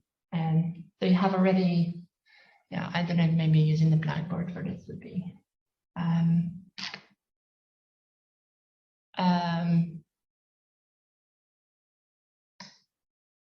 Let's say you have selected from an element with n things. You can, to select from a set with n plus 1 things, you can either select the very first thing, or you can do successor of whatever I had selected from the elements of the n elements. I don't know if that makes sense. Yeah, okay. Now, because of how we define this, we can prove that there's no way of selecting from a set with 0 elements. And the way to prove that is by showing that it implies falsehood. That it is the same as, oh.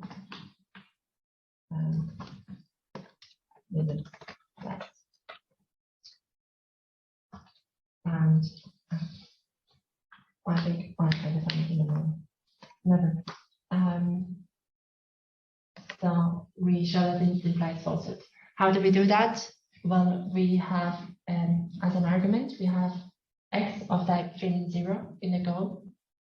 And when we pattern match against it, we get that back. Why? Because the goal was, the argument was fin0. But you see here that none of the constructors, not 0 nor stack, return something of fin0. They always return fin of successor of something. So that means if we are given something of type fin0, we know there's no way of getting there, because both constructors, all of the constructors, construct something of type successor of something.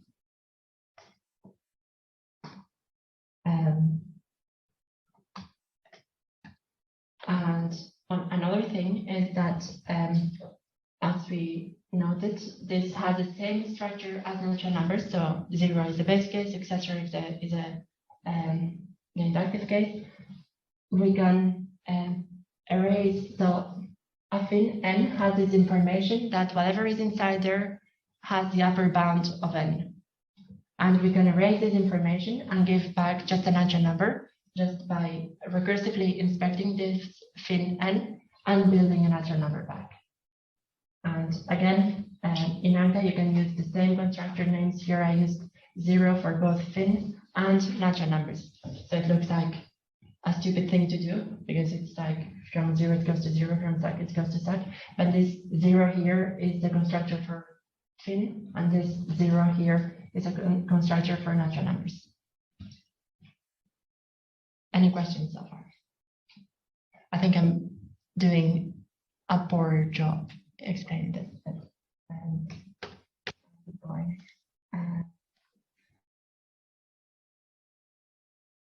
So before we introduced lists as inductive types, and here we are going to use vectors, introduce vectors that are just like lists, but at the type level, they have information of how many elements they contain. So when we say, for example, vec of type bool3, it means that you have a list of bools of exactly the length 3. So you have 3 bools, basically. And this is very useful. So we say empty constructor is going to give back a vector of 8 for parameter A, and the index is going to be 0. We say its length is 0. And the const case, well, if you give me an A and an existing vector of length n, I'm going to give you back a vector of A of length successor of n. So I'm prepending one thing. And then here's where it gets fun. We present the definition of fun. We can do things like concatenating two vectors, where one is of length n, the other one is of length m, and the result is guaranteed to be of length n plus m. This is where you can actually, having all this information at the type level allows you to give much tighter specifications for your functions. So for example, if we didn't have this, for example, if we were to define list concatenation, we could do things like always return the empty list, and that would be a valid program. The compiler would not complain. Here, the compiler would say that you need to return a list of length n plus m. You cannot return the empty list. And funnily enough, we define them exactly the same way. So we start posture matching against the thing on the left-hand side. Is either the empty vector, in which case y. So if this vector is empty, it means that n must have been 0 exactly, which means that if you go to type here, from how we defined addition, 0 plus m has to return m by definition. So we have a y of length m, and we need to return an m. So we're like, just say y. Now for the inductive case, we do the inductive call as per usual, and we get something of length n plus m. So here x is of length n, y is of length m, and we get this back. And we need to return the successor of that. So because here we peeled the x off, we need to put it back. So, and if you notice this, the types here got a lot, like compared to list concatenation, the types here got a lot more involved. So lists didn't have all this information at the type level of their length, but the program is exactly the same. It does exactly the same thing as what you do for lists. It's just like you carry much more information at the type level, but the program stays the same. And the same for maps. So it is the same as map for lists. And we get the axis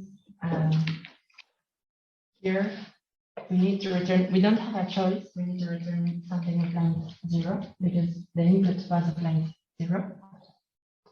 And here we don't have a choice. If I ask Agda to automatically solve this, it will do the only possible thing it can do,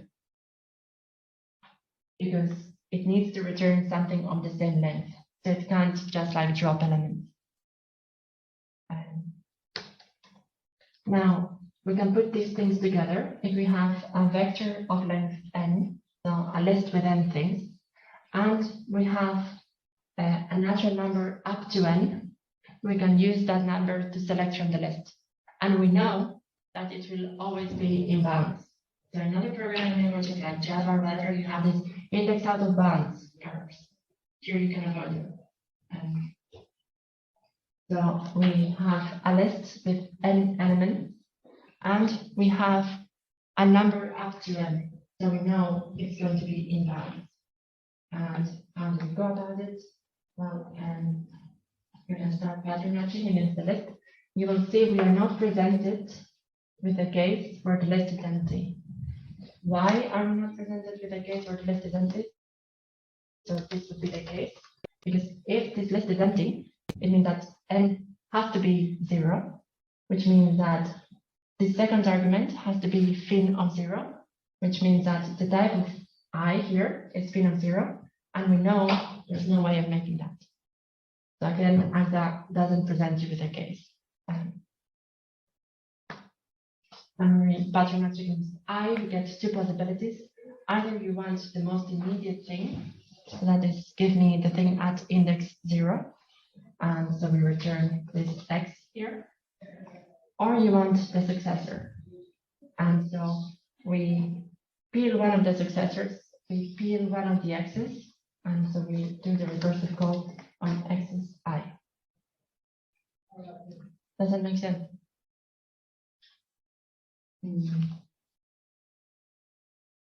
Okay.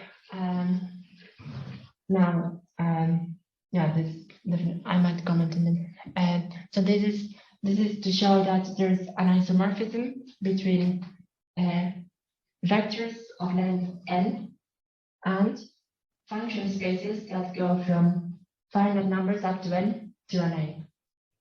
Why? Because, well, if you have a vec of length n of a's, it means that for every number up to n, you have a corresponding a to give back.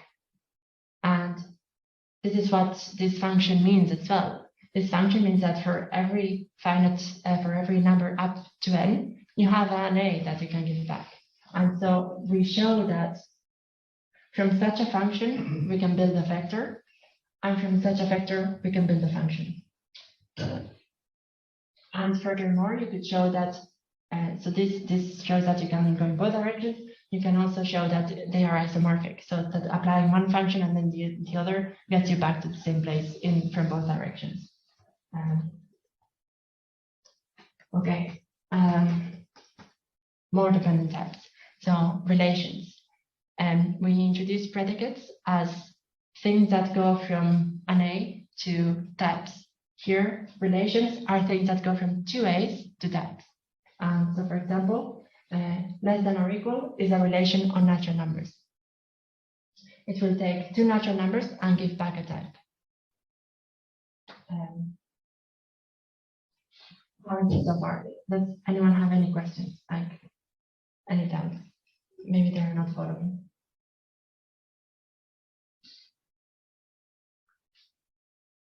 Don't be ashamed or afraid or whatever. Okay. So we introduce this less than or equal relation using two cases. We say 0 is less than or equal to everything, basically, and that's okay. And if you have a proof that n is less than or equal to m, then you can just like prepend a successor to both sides, and that is going to be preserved. Now, I asked this question for any theorem that n is less than or equal to m. How many different proofs can we make according to this definition? How much of a choice do we have of what proof to construct? Huh? That's exactly one. Because so let's say we have this let's say we have this thing. We want to prove this, that 2 is less than or equal to 3 using this definition.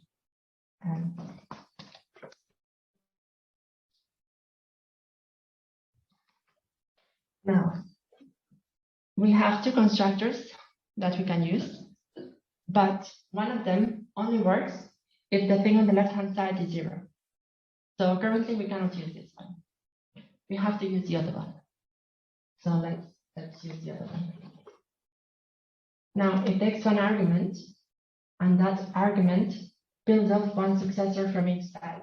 So before it was 2 less than or equal to 3, now it's 1 less than or equal to 2. And the same thing applies. Here, this constructor only works if the thing on the left is 0. It doesn't work in this case. We still need to use the other one. Now we need to prove that 0 is less than or equal to 1. Now this constructor applies, but this one doesn't apply anymore because this one only works if it's successor of something, not 0. So we only have one constructor.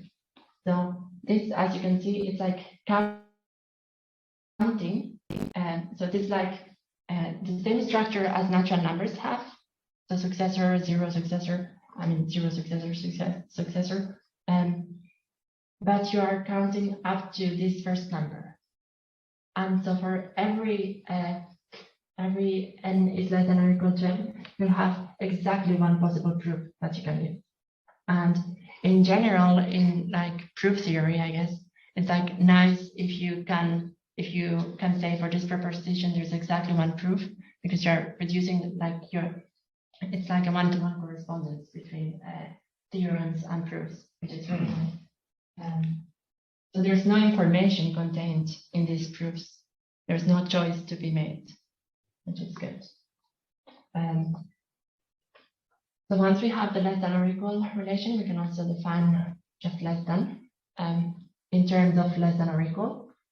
And it is saying, well, for example, 0 is less than 1, as long as if I increment the thing on the left-hand side by 1, it's less than or equal. So 0 is less than 1 because 1 is less than or equal to 1.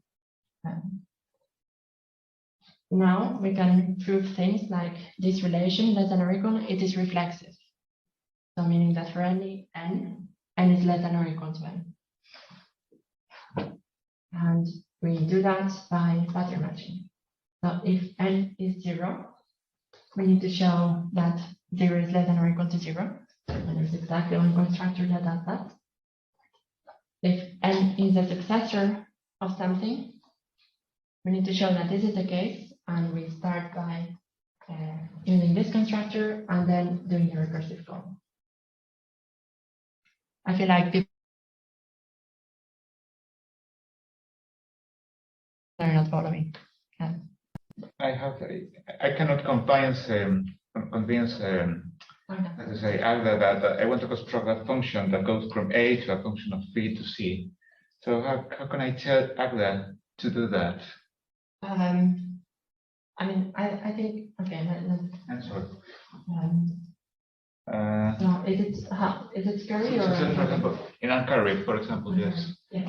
I want to include, for example, the information. I have an F function. Yes, I want to construct a function using the hypothesis. A times B equals to C. And then, for example, I want to tell Agda that I want to construct an F, that F of A is a function from B to C, right? Yes. So I guess I should introduce A and B as variables. So A and B, and then I load Control C, Control L, and then Control C, Control comma in the hole, right? So I have this kind of B belongs to B, A belongs to A, and I have a function that goes from A times B to C, right? And then I should write like F in A is a function from B to C, or so, I guess. So you have, as you say, you have an F that goes from A times B to C, and you have an A and you have a B, and you need to construct a C. Yes. So the only way you have of getting to some C is by using F somehow. Yeah, so I try F evaluated at A times B. Well, wait. So we do need to use F. Yes. And so we start by saying F and then something. And that has to be A times B. Right? Right. Now, how do you construct an A times B from an A and a B? If you go to the definition of times, so let's go up and go to the definition of the product type. Right. You will see that the constructor for product types is this comma.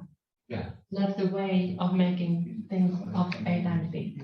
And so if you're here, you can use this comma to say A comma B.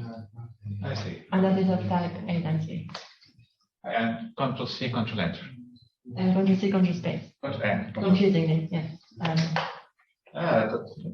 see.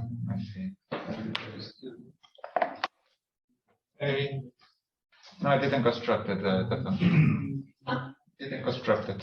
What does it say? I don't know. I have the goals, and the goals is I have B belongs to B, A belongs to A, and F is the function. Yeah. And then I have the same that F A B equals F. And then sorry, I have this, right? Yeah. So here you need A and B, and you have an A and you have a B. Right. And the way of making something of a product type is by using this comma. So you do A, comma, B. Control C, Control N. For some reason, Don't worry, identify don't or worry. something. It's my fault. So here at that point, Control C, Control A, space. Yeah. I see, but you didn't accept last time. And did you leave a space on either No. side of the comma? No, I didn't. It's very sensitive to that. Yes, in Agda everything is organized with space. I see. So you always use the Thank you so much. So, No, not at all. I prefer if there's questions because things are only gonna get more involved, so better if we stop now. I'm sorry, I'm a bit lost, so I wanted to understand that. But I'm very happy now. I understand that. Okay. Sorry. So does anyone want to have a go at proving transitivity of less than or equal? So what's the goal again? So we have a proof that n is less than or equal to n. Yeah. And we have a proof that n is less than or equal to l. And we need a proof that n is less than or equal to l. So we need to kind of stick these two things together to get to the third. Can you please, yes, that. Yeah. So that. Any ideas? It's what we usually do. So do I need some more variables there below? No, that's enough. That's all you need. Yes. B and A. Yes. Using Yes. the A. How to tell? I don't know how to tell.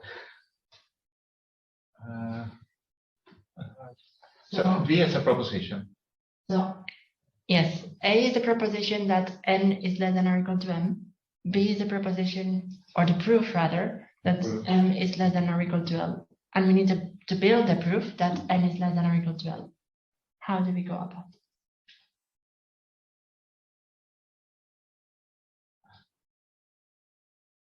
It's what we usually do. I have to just compose the proposition. So, for example, I write B and the pattern matching. Well, you need to do pattern matching, but you need to be clever about what you pattern match against. So, Yeah. So in this case, if we were to pattern match against A, yeah. we would get two cases, the two constructors for this less than or equal type. And for the constructor that's less than or equal to n, so 0 is less than or equal to n, I see. this constructor makes n be 0. And actually, you were, so I don't know who said against B, to pattern match against B. Okay. No, you were totally right. So let's pattern match against B. Yeah. No, wait. Okay. Oh, yeah. Just a moment. Okay. Yeah. I mean, I guess we could dive in. So it's an induction. It's an inductive. Whenever we pattern match against things, it's inductive proofs. I see. Yeah, always. So let's start pattern matching against n. And so we get the case where this n is 0, and so we need to prove to provide a proof that 0 is less than or equal to l. So you see this constructor means that n here has to be 0, which means that n here has to be 0, and so that's what we have to build. And luckily for us, 0 is less than anything, less than or equal to anything, so we can just return that. Now, in the case where the constructor is successor on both sides, that means that n has to be the successor of something, but m has to be the successor of something against, too. Which means that here, this m here has to be the successor of something. And from that, we can see that the only way of building a proof that the successor of something is less than or equal to something is by using this constructor. So when we pattern match against B, we will only get that constructor. And now we have these two things in the context, n is less than or equal to m1, m1 is less than or equal to m, we can put these things together with a recursive call to prove that n is less than or equal to m, and then we can stick a stack on both sides. And so we do the recursive call on those two things, we get this, and then we put this in front.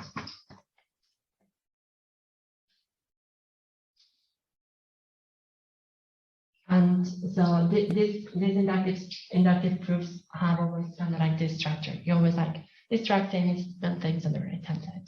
So it's the same. Now for something a bit more complicated, here comes equality, and this is like where theorem proving starts to feel more useful when you have a type that describes that two things have to be equal. So we introduce equality with this symbol, straight symbols. You write them like this.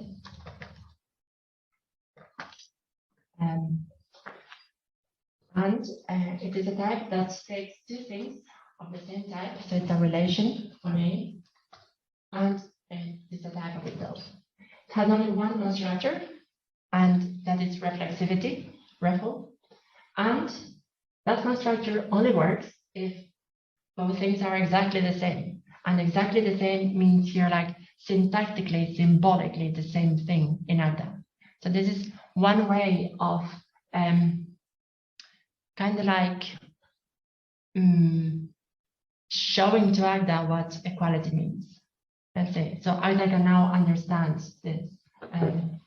So let's see this in action. To prove that 2 + 2 = 4, because of how we defined plus, and because these two twos are concrete specific things, this plus actually computes.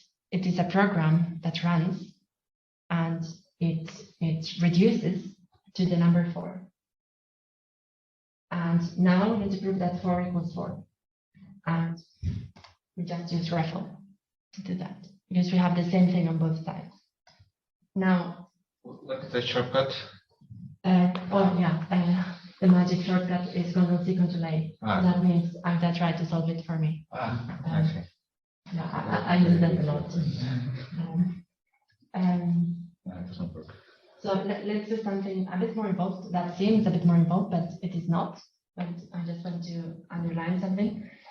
You want to prove that for any x, 0 + x = x. So identity on the left for addition. We see that the goal we get is x = x, and we can prove it by refl. Why is this the case? Well, if you go to the definition of addition, like how we define addition, you'll see that one of the cases by pattern matching is when there's a 0 on the left-hand side. And because of how we define addition, we said 0 + 1 equals, 0 + x equals x. And that's how we defined it. So this the right-hand side doesn't work. exactly. So when we go here and we want to prove that x + 0 = x, here this does not work anymore because of how we defined addition. Because we defined addition by pattern matching on the left-hand side, not on the right-hand side.